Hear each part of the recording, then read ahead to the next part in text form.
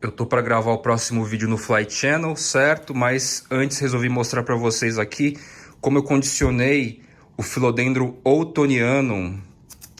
Que folha lindíssima, de espada, adaga. Condicionei aqui naquele substrato, terra enriquecida com nutrientes, perlita, casca de pinos e resolvi colocar chips de coco aqui também, para deixar ele leve, certo? E vou deixá-lo num esqueminha aqui, ó, indoor. Vou mostrar para vocês. Eu tô com essa cuia aqui vazia há um tempo, que tinha uma renda portuguesa, certo? Só que ao invés de plantar direto, como cabem alguns vasos aqui dentro, eu vou deixar o outtonianum aqui para essa face da luz natural e o verso aqui com luz artificial. Tá aí o bichinho. Como eu prezo mais funcionalidade do que propriamente estética, eu vou poder encaixar aqui, ó, outros vasinhos para aproveitar todo o sistema de luz artificial e natural daqui, ó. Notem que a gema, a gema nova, eu deixei apontada para esse lado aqui. E quando eu regar aqui, automaticamente o que sai dos vasos vai bater na cuia e vai escorrer por aqui e pimba.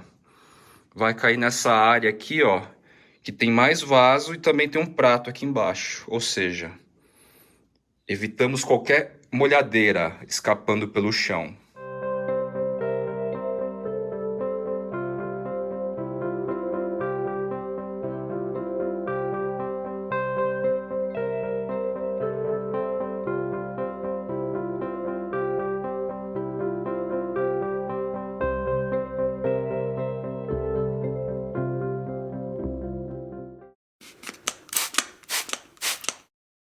O Brasil é muito grande, então naturalmente a gente vai ter condições climáticas bem diferentes na mesma época do ano. Por exemplo, outono lá na parte norte e nordeste bate 20 graus numa média, às vezes até mais. E ao mesmo tempo em São Paulo, por exemplo, hoje está batendo aí seus 13 graus, 14 graus de sensação térmica. Então, o episódio de hoje do Jardineiros Urbanos pro Fly será dedicado a plantoides que moram em regiões onde hoje a temperatura está batendo de 15 graus para menos, tá legal? E claro, quando chegar o inverno, a tendência é ser inferior essa temperatura. Então assim, o frio chegou. Tô com blusa dentro de casa, tô usando meinha com chinela, com chinelo. Alguns já colocam cachecol, mantinha nas costas. O que muda? Muda muita coisa? O que faz? Vamos passar aqui então os tópicos principais que envolvem certas mudanças. Muitos plantoides iniciaram suas florestinhas, o cultivo, a coleção em épocas de primavera e verão e ainda não passaram por um ciclo completo de estações. Então bate aquela insegurança, aquele medo. Sim, mudam alguns hábitos nossos diante das nossas plantinhas. Primeiro, vamos falar de rega. As regas precisam ser mais espaçadas, embora a umidade do ar também altere. A gente fique numa situação de mais secura no ar. São Paulo, por exemplo, chega tranquilamente a 20% de umidade, quase que equiparada ou equiparada a regiões desérticas, certo? A baixa umidade no ar também influencia nas regas.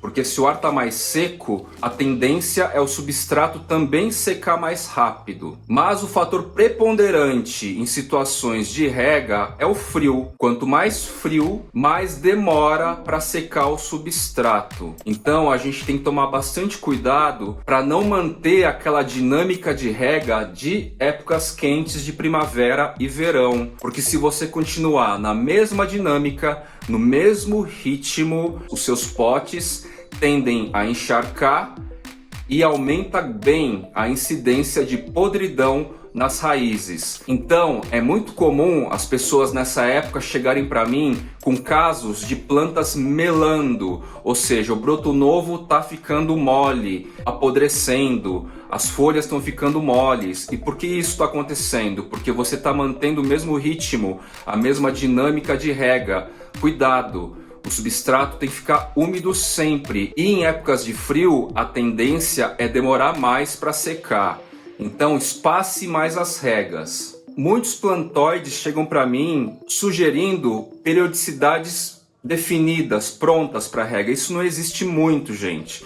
Porque, por exemplo, nessa época do ano, pelo menos em São Paulo, a gente vai ter períodos frios na madrugada. No dia seguinte, ao meio-dia, pode chegar a 23 graus. Depois, no próximo dia, se mantém 18 graus o dia inteiro. Aí esquenta de novo. Aí na madrugada seguinte, gela novamente. Essa instabilidade não vai garantir uma regularidade de rega. O substrato vai secar mais ou menos. Então a gente tem que ficar de olho, fazer o teste de dedo, perceber as suas plantas em geral para saber regular bem essa rega, tá legal? Uma referência apenas. Eu aqui, na minha florestinha, se na época de primavera e verão regava uma vez por semana as plantas indoor, uma vez por semana. Hoje eu estou espaçando, por exemplo, 10 dias, 11 dias, devido às questões de temperatura mais baixa, mas não é uma fórmula pronta. De repente eu posso regar inclusive alguns vasos antecipadamente, porque a planta é maior, porque eu já notei que consome mais água. Tem pequenas nuances e só o dia a dia, a observação vai ajudar vocês a notar planta a planta. Isso faz parte de todo o trajeto, de toda a jornada plantoide. Então, não se atenham a fórmulas prontas. Seja você que mora em regiões que o frio bate 20 graus ou regiões que o frio bate 5, 0 graus. O fluxo de rega dança de acordo com as variações do período. A grande parte das plantas que eu trago aqui nos jardineiros urbanos, que são as folhagens, que são as arace, elas precisam de umidade alta no ar. Se eu falei então que em regiões como São Paulo a umidade do ar cai bastante nessa época de outono e inverno, a gente precisa então se precaver e borrifar as folhagens. Só que ao mesmo tempo, por causa do frio, aquela aguinha que fica, o vaporzinho que fica estabelecido em cima das folhas demora mais tempo para secar.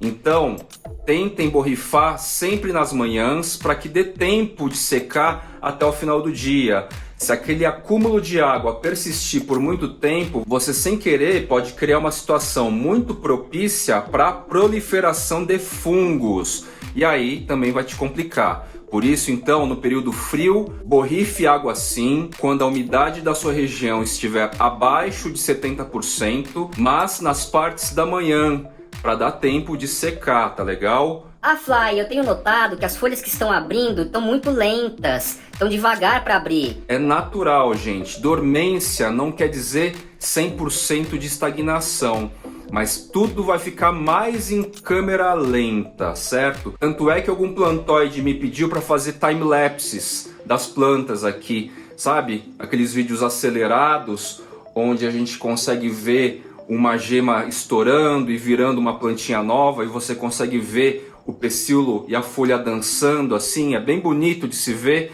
E ano passado no Instagram estava bastante comum esse tipo de produto de conteúdo, né? Mas fazer time-lapse nessa época do ano vai dar muito mais trabalho, porque as plantas vão estar fazendo sua dança de crescimento, mas é muito mais lento. Eu vou passar muito mais tempo com a câmera ligada aqui para isso acontecer. Então, ela continua na sua dança de crescimento, na sua movimentação natural, acompanhando o fluxo de iluminação, buscando aí suas fontes de energia, certo? Mas com mais lentidão. Então é super normal a gente notar que as folhinhas que estão abrindo hoje, ou também crescendo, como dos anthuriums, as folhas dos anthuriums estufam, né? Em geral, elas abrem já pequenininhas e vão inflando e tal.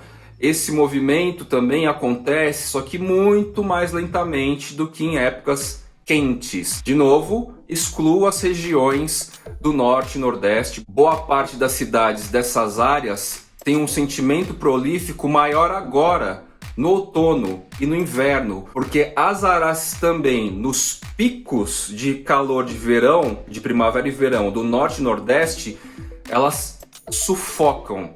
É muito quente para elas. Então, olha só que curioso, os Caladium, em geral, nas regiões norte e nordeste, começam a despontar mais agora, até mesmo no Rio de Janeiro, próximo à serra e tudo mais. Eu vi Caladium despontando e crescendo agora no outono. Então notem só essa variação importante, por causa da grande extensão do Brasil, que acaba pegando situações climáticas diferentes na mesma época do ano. A gente vai ter que pensar, refletir, analisar em situações distintas também. A mesma regra que eu estou colocando aqui, de temperaturas abaixo de 15 graus, não vai se aplicar para o Brasil todo.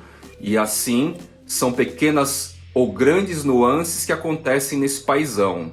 Quanto a pragas, ou os pequenos seres Quanto às pragas nessa época do ano de mais frio, tipo fungos gnats, cochonilhas, pulgões, trips, né? Ácaros, que são aracnídeos. Os aracnídeos, os ácaros, melhor dizendo, eles adoram o seco.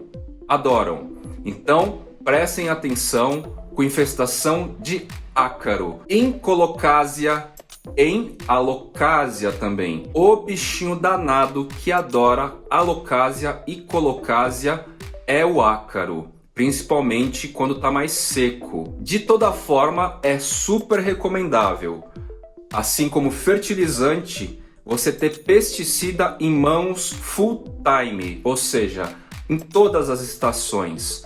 São ingredientes aí, assim como tesoura de poda, regador, substrato, itens para mix de substrato. É bom você ter em mãos de maneira perene no seu cultivo, para não passar perrengue, porque às vezes a entrega demora, às vezes o produto que você utiliza não tem na gôndola. E ácaro, se você deixar, ele destrói a planta, como eu mostrei no vídeo anterior com a minha Alocasia Sarian. Os brotos persistiram, os bulbilhos, os bulbos dos filhotes, mas a planta matriz se foi. Sobre a iluminação, parece óbvio, mas nem todo mundo se atém a isso. O planeta, ele muda de posição, certo? O hemisfério sul do planeta, da linha do Equador para baixo, ele fica mais distante do Sol, por isso que esfria. Assim, consequentemente, a posição perante nós vai modificar também.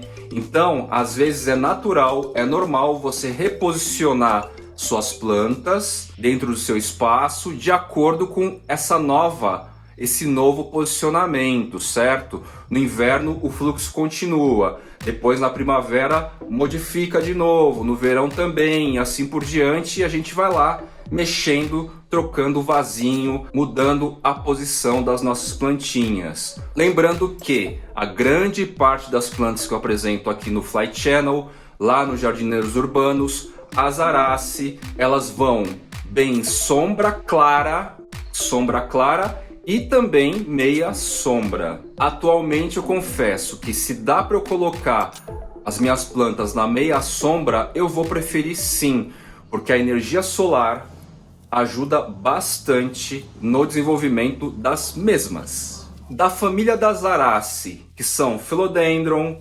Anthurium, Alocasia, Colocasia, Caladium, Citosperma, Aloschemone, Monstera, Amorphophallus, enfim.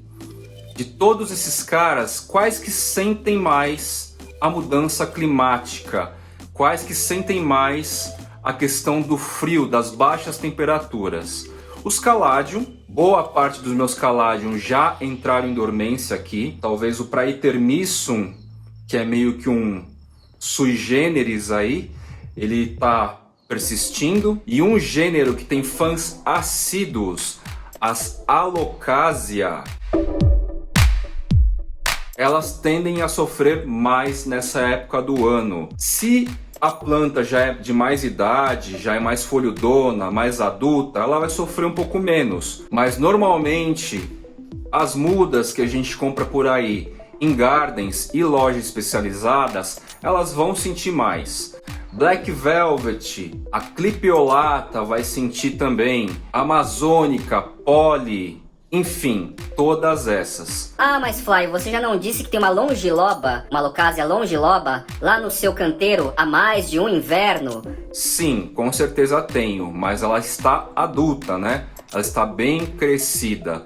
Lá atrás, quando eu fiz aquele canteiro, tinha uma muda de cúprea. A mudinha de cúprea não persistiu no frio, desapareceu, pulverizou, virou substrato, virou adubo. Então, a Alocasia requer cuidados mais especiais nessa época do ano. Puxa, Fly, mas como que eu faço então? Olha, o ideal, se vocês conseguirem, eu recomendo que, em cima do conceito do terrário aquário, não precisa ser ele, por causa de investimento, de tamanho, mas, por exemplo, equiparável a ele tem essas caixas de escritório, que são de plásticos translúcidos ou transparentes, certo? Comprem esses recipientes e coloquem os vasinhos dentro deles. Pode fazer pequenos furos na tampa ou não e mantenha no lugar iluminado. Iluminado e, se possível, mais quentinho possível da sua área, do seu espaço. Isso vai favorecer que as Alocasia não entrem em dormência e não sofram tanto com frio. Essa Alocasia clipeolata, e é bom a gente saber, apesar de existir uma Alocasia chamada amazônica, não existe no Brasil originalmente nenhuma Alocasia. Veio tudo lá dos meus compatriotas, quase compatriotas indonésios, tailandeses, aquelas ilhazinhas lá pipocando naquela região do leste oriental. Então, os camaradas lá, eles dominam as variações, as espécies, os híbridos das Alocasia. Aquela região lá, gente, ela fica na mesma linha tropical do globo. Como eu já falei, se você assiste seriados, documentários que filmam aquela região, o povo tá sempre com a pele meio brilhante assim, porque a umidade é muito alta, na média 70%. Então, essas plantas com calor e com umidade vão prosperar lindamente, certo? O nosso trabalho, então, pela lógica, cultivo é muito de lógica. Pela lógica, o nosso trabalho é manter aquele padrão de clima ao máximo possível na nossa realidade aqui, como o povo do norte e do nordeste tem também. Caso você não queira ou não possa criar esse microclima dentro do seu espaço para as Alocasia, o que pode acontecer é como eu mostrei no vídeo anterior também. A cúprea, ela ficou monofolha. Alguém brincou e tal que ela virou um regale. Ela estava até alguns poucos meses atrás com mais 3 folhas. Eram 4 folhas bonitonas. Com a inversão térmica, as 3 folhas se foram, certo? E essa gema aqui, ó, já tinha mostrado no vídeo anterior, cresceu um pouquinho mais lentamente, como eu já expliquei. Então, o que pode acontecer é que no processo de dormência da Alocasia, você tenha essas perdas de folhas também. Se for muito frio, elas entram totalmente em dormência, como os Caladium. Vai sobrar só o caudexinho, o rizoma. E aí você vai separar aquele vaso, deixar condicionado num cantinho, aguardar todo o fluxo de outono e inverno cessar, próximo do final do inverno, começo da primavera. Lá para o final de agosto, começo de setembro, você vai pegar esses potinhos, pegar os rizominhas e ir regando aos poucos, porque isso vai estimular a bichinha a voltar. As minhas Alocasia mitchellitziana Friedeck, elas vieram de um contexto de muito frio. Elas estavam todas dormentes, só eram os toquinhos. Próximo a primavera, elas começaram a despontar e eu adquiri essas unidades nesse período. Como essas mesmas plantas hoje estão no terrário aquário, no mesmo local, dividindo espaço com a minha clipeolata, o que acontece então, por lógica? Ela está lá, dando folha num ritmo mais lento, mas está dando folha nova. A que estava fora e não estava muito feliz está cheio de raiz e com pelo menos umas três novas gemas. Mesma coisa aconteceu com a minha Stingray. No verão, ela estava lá fora, não estava indo muito bem. Retirei de lá, junto com um brotinho que nasceu ao lado de um bulbílio, coloquei no terrário aquário. O brotinho está com 2 folhas novas e a planta matriz perdeu todas as folhas, mas já está com muita raiz assim. O próximo passo é soltar uma nova gema e continuar o ritmo, certo? Você criar esse microclima para as alocasia dentro do seu espaço é o contexto ideal. Não quer dizer que em algum caso ou outro que a planta já esteja condicionada, já esteja maior, já esteja mais enraizada, ela não vá se dar bem do jeito que já é. Então, por exemplo, essa minha alocasia Black Velvet, eu nunca condicionei esse microclima ideal. O que aconteceu com ela? A gente está no outono e tal, não perdeu nenhuma folha tá com queimadura ou só com pequena queimadura na pontinha só e tá condicionada. Esse carinha aqui deu inflorescência. Essa é uma outra característica mais notável, mais perceptível nas alocasia.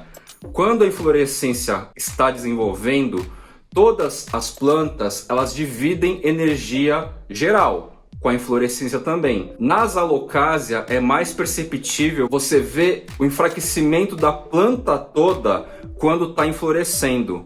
Às vezes é muito comum dar a inflorescência e perder folha, porque ela ficou fraca na divisão de energia. Esse processo ocorre com todas as plantas. Tudo que nasce de uma planta divide energia.